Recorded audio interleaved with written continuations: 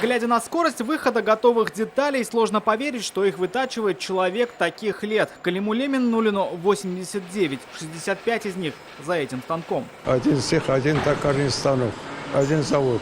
Калимулла Миннуллин – старожил теплоконтроля. Сюда он пришел в 54-м, сразу после армии. За годы работы изучил все виды стали, знает до винтика все оборудование. Калим Абым всегда, когда мы его просим, допустим, работать, даже в выходные дни, он всегда безотказный человек. И если к нему представляем ученика токаря, допустим, молодых людей, он всегда готов обучить любого. Вот здесь вопрос есть такой, советы детали. Его просят и как выточить детали, какой выбрать резец. Любой совет на вес золота. Калим Хайруллович для нас всегда является примером. Ну, как он наставник уже. Дай бог нам тоже, конечно, дожить до его возраста и также работать.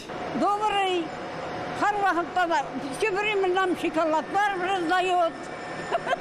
Братцы, женщины, и это на... А еще он по-прежнему читает без очков и танцует так, что позавидуют молодые. Дома не надо сидеть. Работать надо же, двигаться надо. Что, говорите, физкультурой надо заниматься.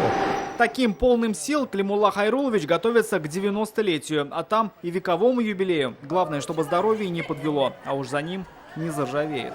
Рамиль Шайдуллин, Марат Зайдуллин, ТНВ, Казань. Смотрите все новости дня, программы и фильмы в наилучшем качестве на YouTube-канале ТНВ. Подписывайтесь.